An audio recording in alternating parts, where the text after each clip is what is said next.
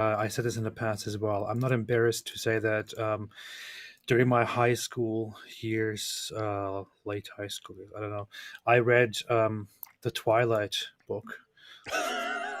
You're not embarrassed to say that? No, I'm That's not that. That's embarrassed. that's the vampires versus werewolves stuff, right? Yeah, and the very cringy love story. I read the first book and half of the second book. I'm not embarrassed to say it. Did you Uh, did you fantasize about how you could be a vampire too and stuff? yeah. I wanted to be a vampire. Be awesome. And what's funny is the first book was so good, despite the stupidity of the plot and all that.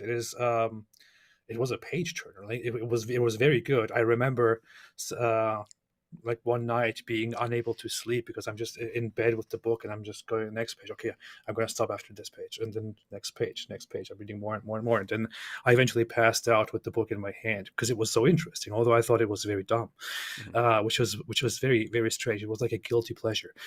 I've killed people before. Run! It does not matter. Why? I trust you. Why?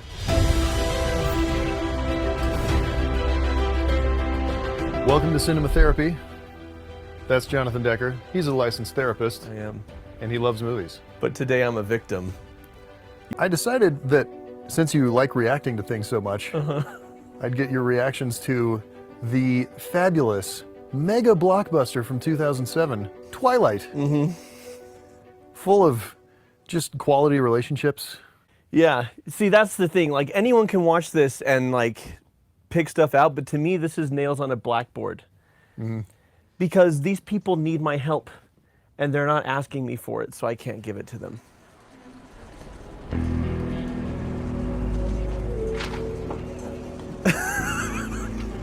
Okay, so generally speaking, Go ahead. in a relationship, in a romantic comedy or a romantic movie, you have a thing called a meet cute, right? Right? Or you have a meet not cute. But either way, it's supposed to be some kind of interesting meeting of the two people. Right, when you Here- sense the chemistry immediately between them. Yeah, the tension. here we have what appears to be pure revulsion. And what is her response to that? She blinks. Is she sniffing her hair? Because that's in the general direction of her armpits as well. Oh gosh, wow. I can't read that look. Okay, here's the thing. Okay, so this comes down to direction because, truth be told, a lot of people don't realize this. Robert Pattinson is actually a great actor. Oh, he's phenomenal. He's Like- really good. Like in a lot of independent films, but that's the thing, like indie films don't get a lot of traction with main, so this is what mainstream global knows him from. Here, the way he looks at her, I can't read that, and I bring that down to direction, but Okay, so I'm going to give you a brief history Please do. of me and Twilight. So I started reading the books just out of curiosity, like, why is this such a giant thing? And I got completely sucked in. I read all 4 of them. Not because they're good. because you're a masochist. In the same way that millions of people who watch The Room are masochists, Okay. Oh, hi, Mark. right? Every page was so bad that I thought, there's no way this can get worse. And the next page was worse. I did not hit her. It's not true. It's bullshit. I did not hit her. I did not. And that went on for like 3,000 pages of these books, because they're Yeah. long books, Yeah. right? Well, When and, people and as junk food escapism, to be fair, it's really not that bad. No.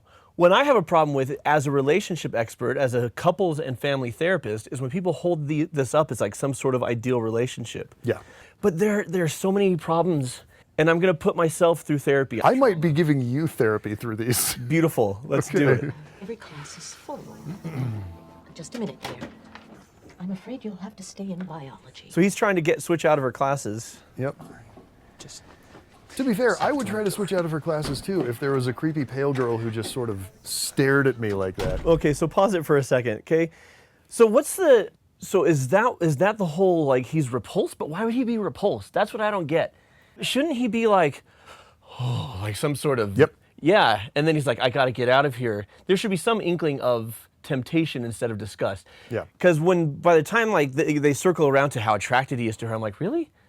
That's 'Cause I not what was- you've been playing for like 20 minutes. I was not getting that at all. Yeah. I mean, that And- is hard to get to an extreme. And her response, Kristen Stewart gets a lot of flack for these movies as well. She's also a pretty she's good talented. actress. She's talented. She's done some great stuff in a bunch of films. You're working off of a bad recipe, Yeah. which is the book, but the ingredients are good. Yeah. So you should at least end up with something okay, and you ended up with something much worse. Yeah. And then it was a gigantic hit. And that's where I just kind of lose my mind. Golden brown. Why does she blink so much? She blinks and bites her lips so much, and he just looks like he's constipated all the time. Do not watch this film if you suffer from epilepsy. Like, it'll set you off the amount of blinking. What's in Jacksonville? Okay, so I have to put a plug in. If you guys, can we pause it really fast? This is gonna shock some of you. My wife is not a movie person. So you're like, what do you have in common? We have a lot in common. This is actually my outlet for all my cinematic side. I'm your movie wife. You are you are my movie wife. I think I'm gonna call you that from now on. But I watched this with her, and she recommends it to friends. Answer my question. Oh, you don't answer any of mine, so. That's the basis for a strong relationship, I'm guessing. That's what we call. Okay, so that's what we call. Hang on. Let's do some actual therapizing here. Okay. You didn't answer my question. Well, you didn't answer any of mine. Okay, when it comes to defensiveness, there's two kinds. Okay. There's playing the victim, and there's launching a counterattack. Sure. Playing a victim is, I don't deserve the way you're treating me, Right. so I'm going to ignore whatever you're bringing up and whatever problem you have with me. I'm going to ignore it and just talk about the way you're talking to me. Okay. And launching a counterattack is, you never do the dishes. Oh yeah, like you ever clean up your laundry? Okay. Right? It's all just this back and forth. And what happens with that type of defensiveness is nothing ever gets solved, and we just resent each other. Sure. Bella did a twofer. She did both in one. Oh, She boy. launched a counterattack, and she played the victim in one statement. Oh my gosh, you're right. And this is gosh, the you're theme right. of Bella. I'm a victim who needs rescuing, Yeah. which is why I don't want my daughters anywhere near this. Oh, it's dreadful. I want them watching Buffy the Vampire Slayer. There is only one thing on this earth more powerful than evil. And that's us. You're gonna tell me how you stopped the van? Yeah. I had an adrenaline rush. It's very common. You can Google it. Long pause. Floridians. That's what's in Jacksonville. You at least watch where you walk. Wow, I'm so angry all of a sudden. Look, I'm sorry I'm being rude all the time. I just think it's the best way. Bella, guess who just asked me to prom? I just realized something. This is an attempt at a Darcy Elizabeth Bennet situation, where he's a total prick to her, Oh, jeez, you're right. and she's strangely drawn to him. Yep. The word is indeed applied too liberally. I cannot boast of knowing more than half a dozen women in all my acquaintance that are truly accomplished. And then it turns out later he's got this heart of gold. What I'm not seeing yet is why Pride and Prejudice works and Twilight doesn't. And beyond, I don't want to be like, well, because one's good and one's not. Like, I really actually want to figure this out. Yeah. Because this is the exact same setup. The turn for Darcy is so strong, and so, like, his turn to I've Got a Heart of Gold is fantastic. After what you have done for Lydia, and I suspect for Jane also, it is I who should be making amends. You must know. Surely you must know it was all for you. Yeah. And Edward's turn to a Heart of Gold, we'll get there in a minute, and we'll talk about it. Okay, good. Look, we shouldn't be friends. You really should have figured that out a little earlier. Because we have to be friends now. I mean, why didn't you just let the Like, van were they crush in me danger and of save becoming yourself all this friends? Regret. You think I regret saving you? We're on a Dutch angle here, like, we're off kilter. Can you feel how off kilter we are? For what purpose, Anything. Mr. Director?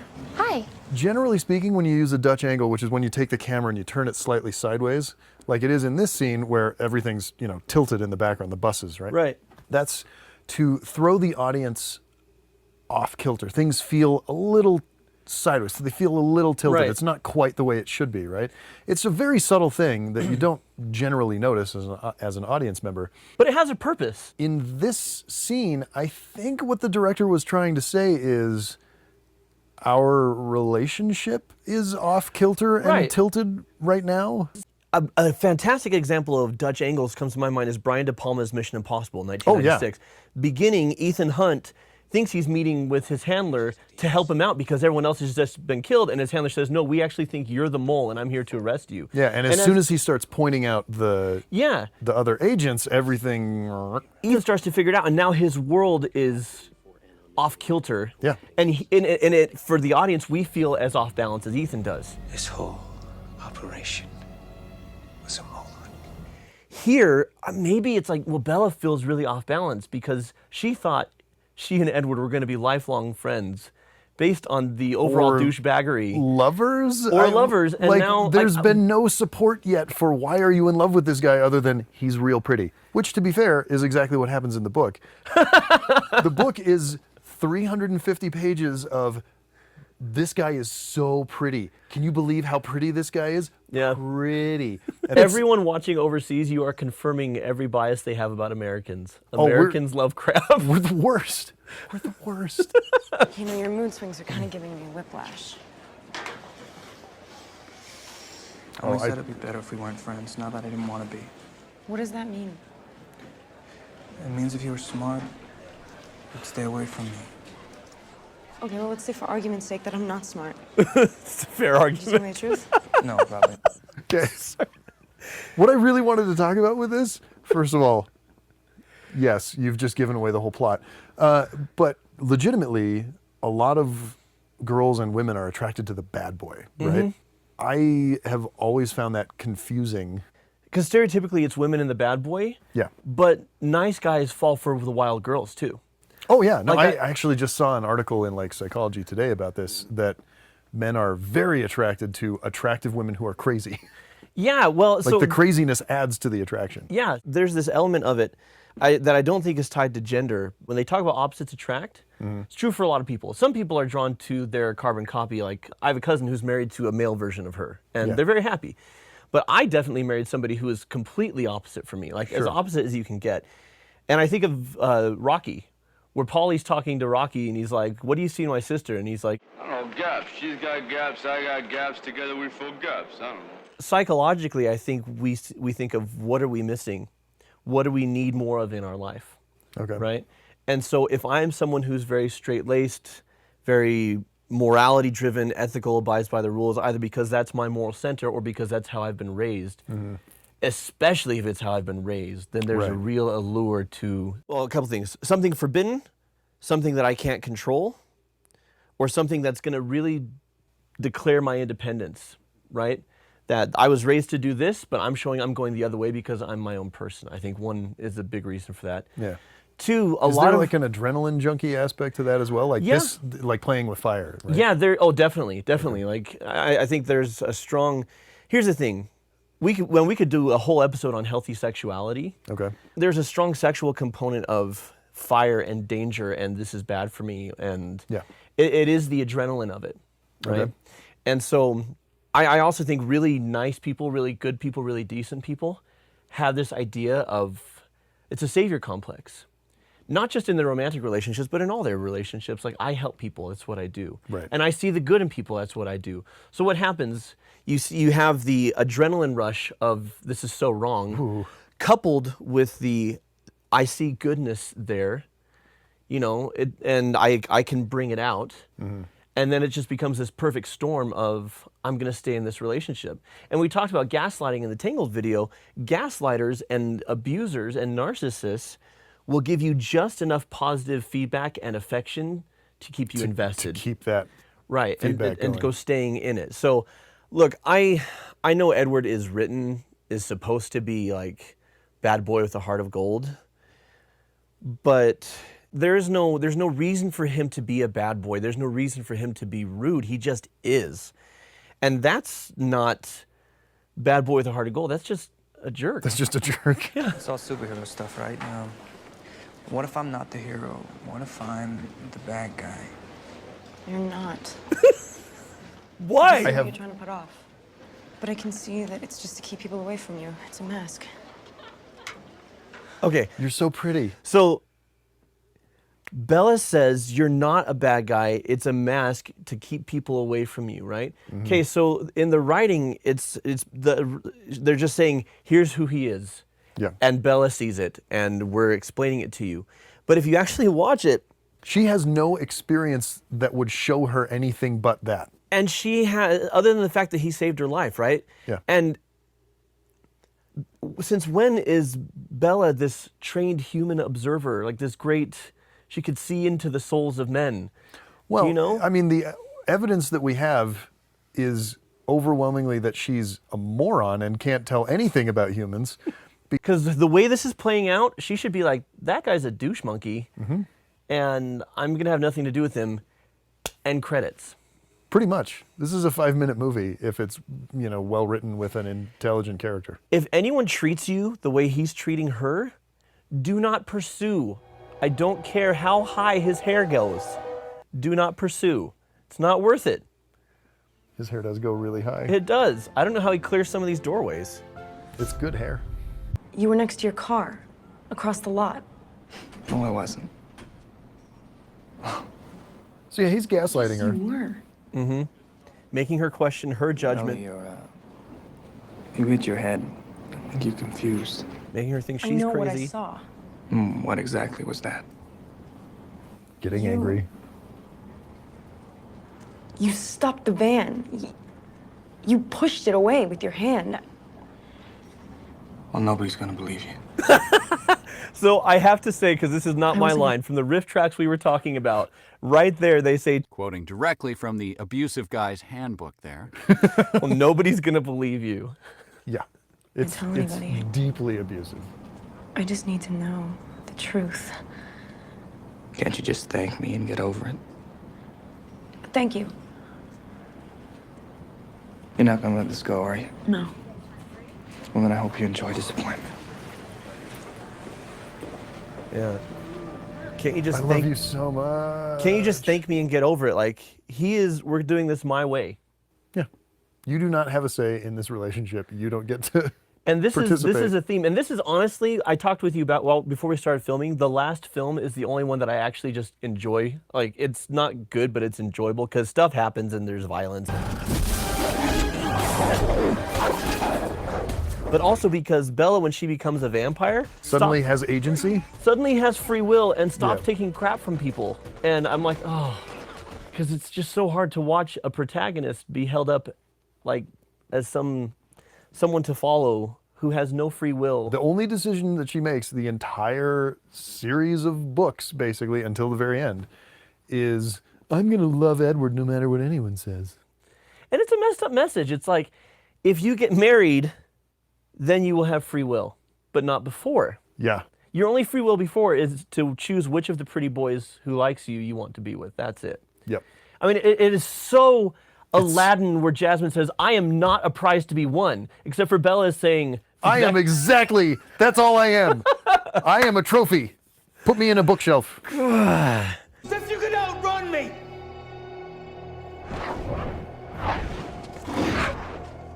Can we talk about how... As if you could fight me off. How...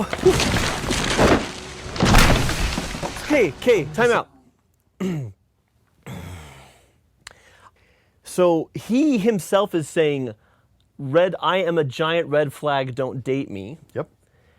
And he's also telling her, and I quote, as if you could outrun me, as if you could fight me off. So, I mean, I get it. Like, the whole concept of this is he loves her so much that he exercises self-control, right? But how dangerous a concept is that? I literally cannot think of a worse message to give to young people about what relationships are. I once had a client, and I actually share this story. I have her permission to share the story, and I won't give away any identifying details. She had a boyfriend who was now in prison for abusing her. Wow. Well, he was in prison for a lot of things. That was just part of the tab. But I said to her, I'm like, and at this point, actually, I do want to get serious because we're having fun with Twilight, but like abuse is no joke. Like, it's a real thing. Yeah. I said, did you see any red flags when you started dating him? And she said, he was awful to everybody. He was rude. He was condescending. He had an explosive temper with people. And I said, well, was he that way towards you? She says, no, he was really sweet to me, and I thought I brought out the best in him. And I said to her, like, didn't you ever think that that was going to spill over onto you? And I kid you not. She thought she was going to fix him for everyone else? Yeah, because there was good in him and she was going to bring it out. Right. So I'm going to tell everybody watching this right here, right now, when it comes to dating, you don't want a fixer-upper. No. Like, okay, we all have rough edges. We all have things to work on. Like, we all grow. Like, I'm definitely a better person because of my marriage. I know you've told me the same thing. Like, but the biggest myth is that good people are vanilla.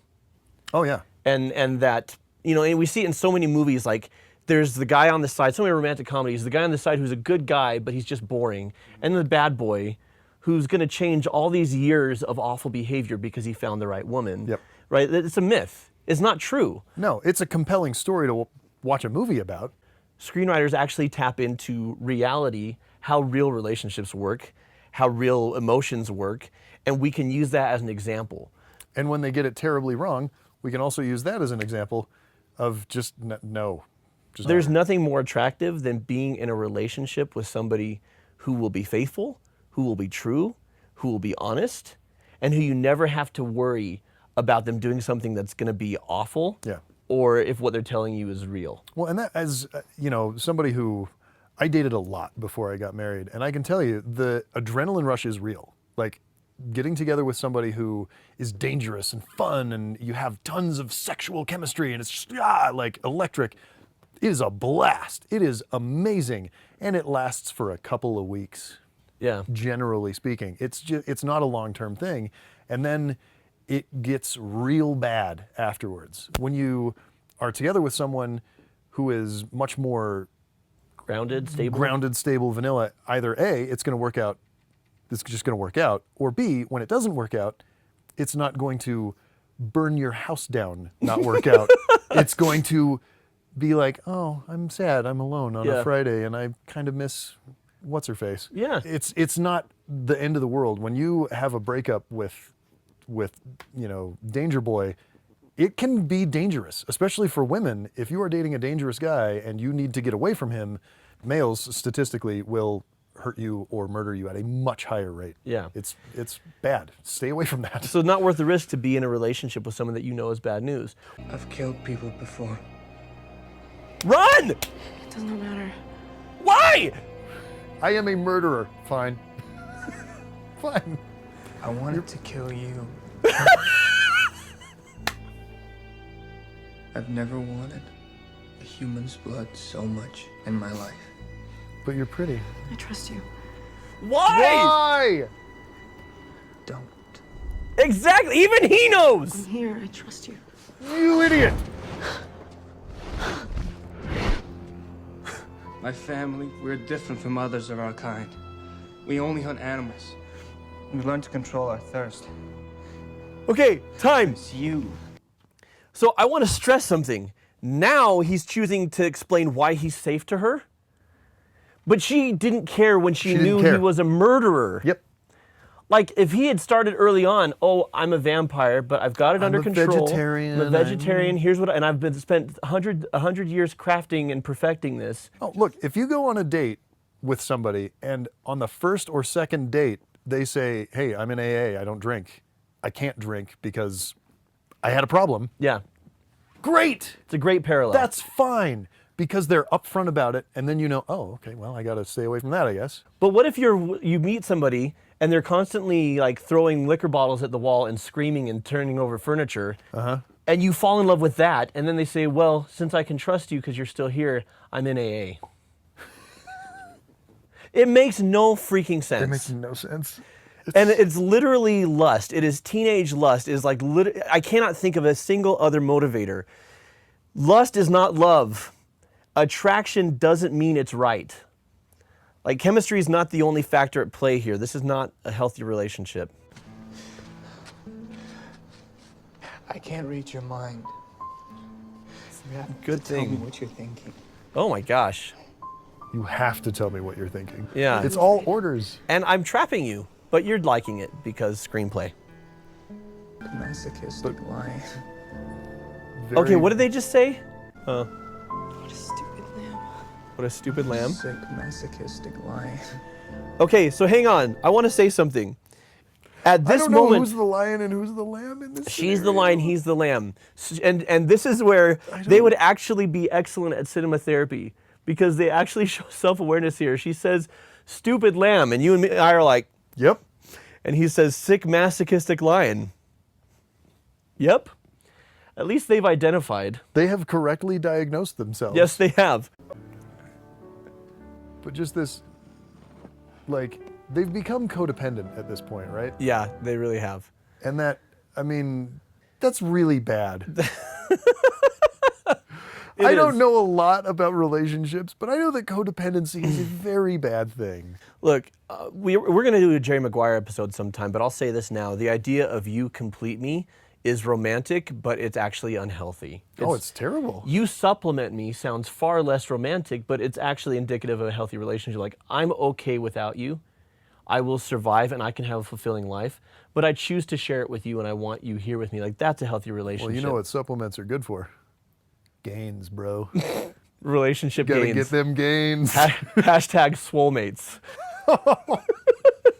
Dear God in heaven. One thing that is good about this relationship, I will give them that, even if the specific form it takes is not healthy, is the concept of we're going to forego our physical relationship to take time to develop an actual relationship so we can see if this is real, right? It's not a virtue or chastity thing. The research actually doesn't say wait for marriage. If you're a wait for marriage person, that's fine. But the research says wait until you're in a healthy, committed relationship that you've had time to develop. Right. Right? And so when it comes to becoming physically involved, you actually do want to slow it down. Stop it!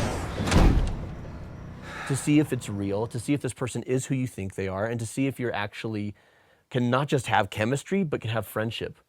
Because at the end, like a healthy relationship really is a friends with Benny's situation. It's like the ultimate friends with Benny. So can we be truly friends? And here's Edward's like, he tells her repeatedly, we can't be friends, I don't think we should be friends, and I will kill you. And she's like, but love. This is the last time you'll ever see me. I won't come back. And you can go on with your life without any interference from me. Okay, so look, my gosh. So in the last movie, like, they had to flee because there's a vampire after them. So she says, well, my dad, Charlie, he's not going to let me go. So he says, you have to be cruel to him. You have to break his heart so that he won't chase you and that he'll just be this is his devastated. one move. Yeah, this is Edward's move. I'm just going to hurt people and devastate them. And that's how I show I care about them. Like, the biggest problem with Edward is I'm going to show people that I care about them by hurting them. Yeah, the way I'm going to show people I care is I'm going to hurt them to protect them from getting hurt. Me or my family or whatever. And no, that's not how relationships work. Nope. What you do is you say, you have an honest conversation. I care about you deeply. It's not going to work for these reasons. And I don't choose to be with you for these reasons. And I ask you to honor that choice. That's a breakup. And yeah. I figured this out when I was 17 years old. He's 109. That's all this movie. And look, I will agree with you. Edward does care. Well, yeah, he does obviously cares. He's just an idiot. And that's why we talk about. I thought the Beatles were wrong when they said all you need is love. Right. You also need maturity, and you also need respect, and you need safety. Edward does provide love. He loves Bella. Yeah. But he I'm doesn't. not questioning that. I'm questioning why. Because it doesn't make sense for you to love me. Wow. but there's no safety, and there's no trust, and there's no respect. And he doesn't respect her enough to be straight with her. Yeah. Right? He's just going to try and break her heart so that she can get over him faster, and he thinks it's an act of mercy. Once again, Edward making decisions for what's best for Bella without Bella being in the loop. Right. It's just terrible. Oh, yeah. I do appreciate that they managed to get through this whole bit in just this one shot. Like, that was actually relatively clever. Because in the book, does it drag on? No. In the book, there's a chapter, and you turn the page and it says October and it's blank. And then you turn the page and it says November and it's blank. And you turn the page and it says December and it's blank. It is hilarious and so clammy. Ugh. I mean, this is a fairly effective device, so there's probably a green screen out the window, right? And they just keep going around her. And then I would assume so, but the visual effects team actually did a really good job on that. There's a couple of things that I could maybe pick there, but they did a decent job. I mean, the implication is that she hasn't changed clothes in 3 months. If we want to take this. Like everything else. Who else can I talk to? I'm lost. Okay, so Bella's response to him leaving is beyond terrible. It is complete shutdown. And he left. And I mean, you know, let's be serious. Bella He took everything. does not have a self. Yeah. So Edward is her world. Charlie is the one character I genuinely like. Oh boy. Oh my gosh. And Charlie. Way too big. Way too big, Kristen. And directors. Like, whoever directed this, David something? And David Fincher, apparently, because this is dark. Oh! Charlie, of course. Charlie can't take it. So hang on with the screaming. Okay, look, I know that in high school, emotions are they're very new. Like I remember the first time I had a girlfriend, like it was everything. Oh yeah, no, look. The first time you hold somebody's hand, it's like, oh. Dude, yeah, it's a big deal. And I get it, like, we're trying to represent that and whatever, but this is... Well, so when I had my heart broken for the first time, it was in high school, and my remedy was Reese's Peanut Butter Cups, Strawberry Nesquik, and Jackie Chan movies. Yeah. And rinse and repeat for about 2 weeks. Sure. And then I was sad for another few months, but like I was functional. Yeah. You know, and your observation that Bella doesn't have a self, I mean, I think that's why. Because she's got nothing to turn to. She's got nothing to look forward to. She is a complete blank until Edward shows up in her life. The only thing that we know about her is that she loves Edward. That's it. This is... What do you know about Bella? She loves Edward. Yep. That's it. There's nothing. We don't know the character. anything else she likes. Mm-hmm. So if you get your heart broken, it's not healthy to withdraw from your friends. No. Your depression thing, I get it. I'm totally worried. But after a while, it's like you're still fine, and I'm going through stuff. It's not healthy to lie in bed shrieking. I mean, maybe like a couple times you gotta get it. Like that's cathartic. Okay, there's value in screaming to get it out, but don't put all your eggs in one basket. Your life cannot be based on your romantic relationships alone. You have to be able to be on your own. And the big problem I have with Bella is if it's not Edward, it's Jacob. And Jacob for her isn't a romantic interest. She's just trying to cling to him as a friend. He's a crutch. But she knows that he's in terrible. love with her or whatever he is with her, and she doesn't care that she's hurting him because she needs him. Yeah. You know? It's so selfish and one-sided and gross. Bella can't swim on her own.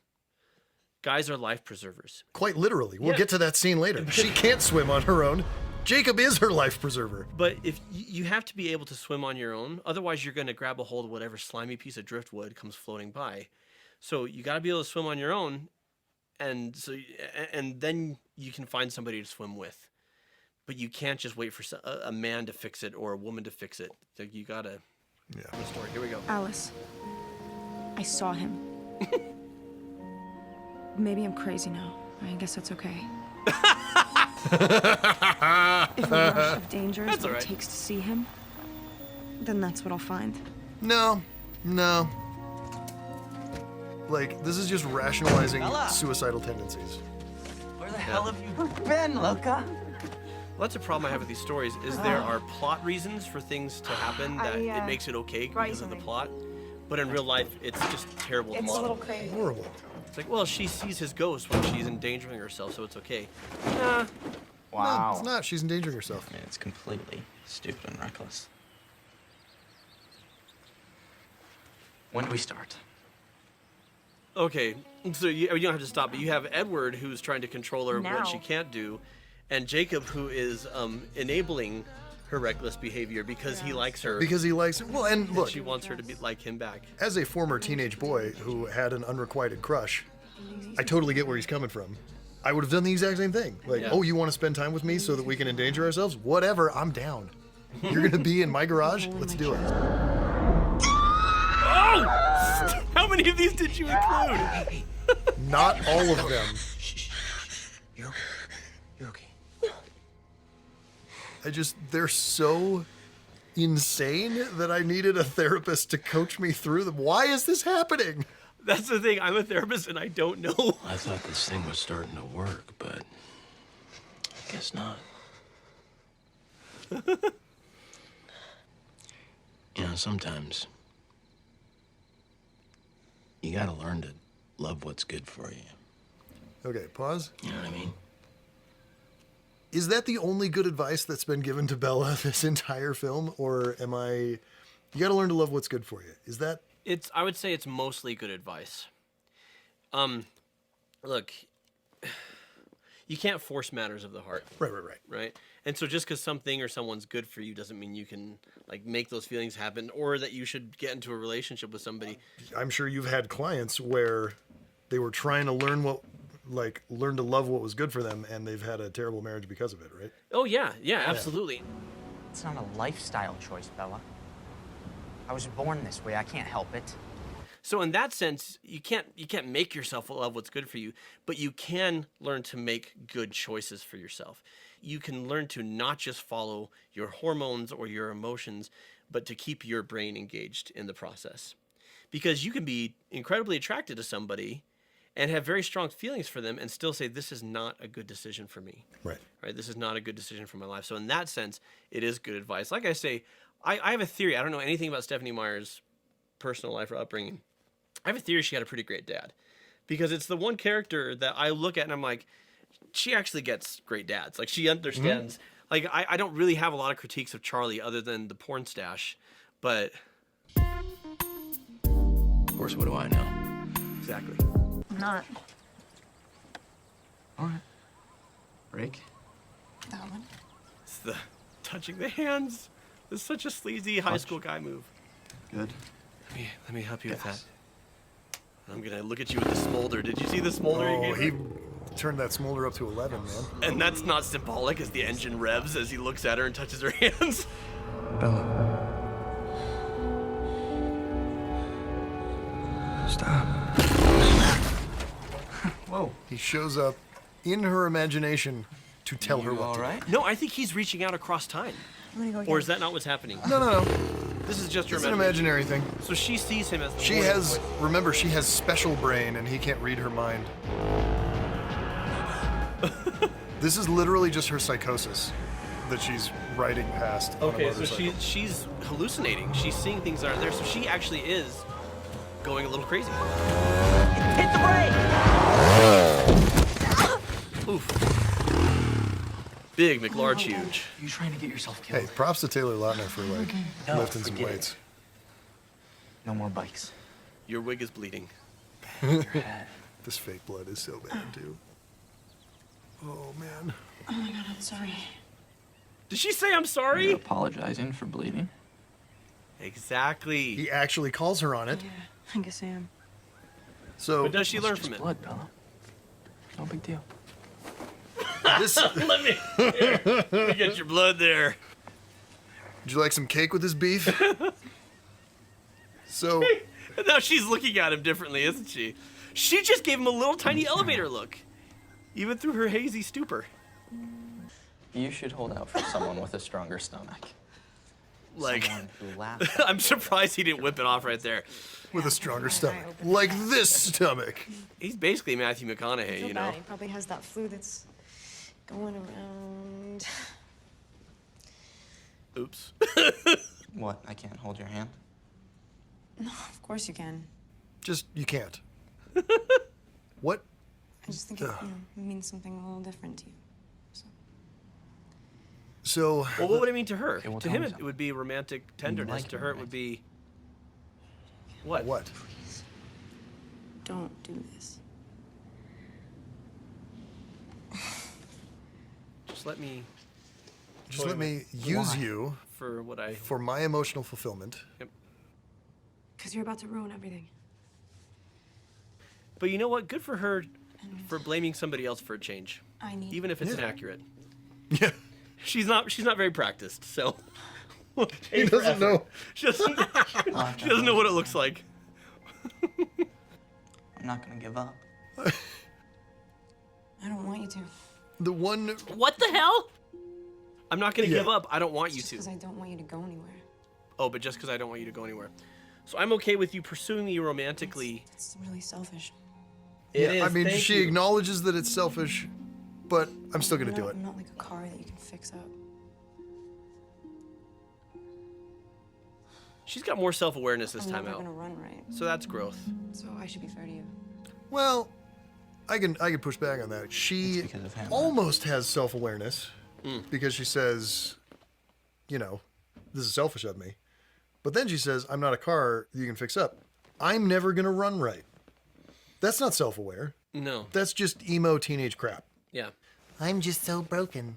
You're never going to be able to fix me. So we can never be together, but I need to have you around for my feels. Well, it's hard to understand how life works and how personal growth works when your entire life is wrapped up in one person. Sure.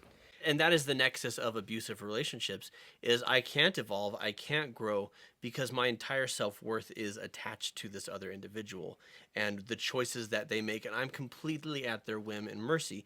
Now, she here, I'm not saying she needs to choose Jacob. She doesn't have to. Just because he's nice to her doesn't mean she has to choose him. Right. But she is completely closed off to even exploring that possibility because of her attachment to Edward, who's been awful to her. Can't trust vampires. Trust me. My worth and my hope for the future is tied up in what Edward chooses to do. Yeah, that's 100% what it is. And, you know, I'm very much Team Jacob. Yeah. Throughout most of this, because he's a teenage boy. He's not perfect. He's a little bit dumb and a little bit selfish, but for the most part, he cares about her, tries to take care of her. He's decent. Yeah. And he doesn't He's got always them abs. He doesn't always honor her choices, but he's got a way higher batting average than Edward. Way better. You know? He's approaching like human territory. No problem. Look at this. He's saying, I will always take care of you. I won't let you down. I won't leave you. Yeah. And you can see she actually wants that so bad. Like she puts her head on his shoulder because it's so appealing to her. Again, she doesn't need to get this from Jacob. She doesn't need to choose him because he's nice to her. But this is a good thing for her. Yes. And she's just like, well, I just want it to be Edward. And that's the thing about abusive relationships, especially that I see so much in counseling, is they will want the behavioral change. They want the abusive partner to become the good partner, and they're just waiting for it to happen. Right. And they hold on to the exceptions. They hold on to the good moments in hope for the future instead of saying, you know what? Maybe instead of a fixer-upper, I should just go with somebody who's already got their act together. Who's already doing it. Yeah. Maybe I should be with Jacob instead. And then when Edward comes back, I should not care. Right. Or if I'm not with Jacob, at least somebody who treats me like Jacob. Like I've had relationships like that where it didn't work out, but I learned from that relationship, I want to be with someone who treats me like this person did. Absolutely. You know, like, that was a really healthy thing. But instead Bella's like, nah, I'm trusting that Edward's going to get his act together. He's going to figure it out. If someone breaks your heart, I promise you, your life is worth more than that. It'll grow back. It'll grow back. And the way it'll grow back is not by detachment and pulling away and screaming in bed and engaging in risky behaviors. Listening to some like late 2000s emo, jangly crap for a couple of days. Drink a bunch of hot cocoa. Yeah, you know, treat yourself. Be real sad for a minute. Your friends want to be there for you, let them. Your family wants to be there for you, let them.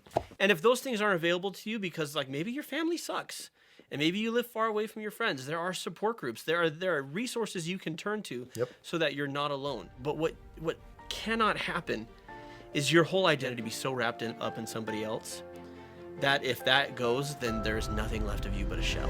Yeah. Next time on Cinema Therapy. But you can't say the same thing about the Quran. People are forced to sit down and read the Quran. Right? Yeah. They are forced to sit down and read it because it is repetitive. It is not enlightening, not exciting. It doesn't offer you anything new. It doesn't appeal to any actual real human situation or problem. It repeats things over and over again, cuts stories off in the middle for no reason, and jumps to something completely different, takes stories from the Bible, a few of them, and completely butchers them. It's painful, incredibly painful to read it. And I tried after many years to read it again several years ago, and it's it's incredibly painful.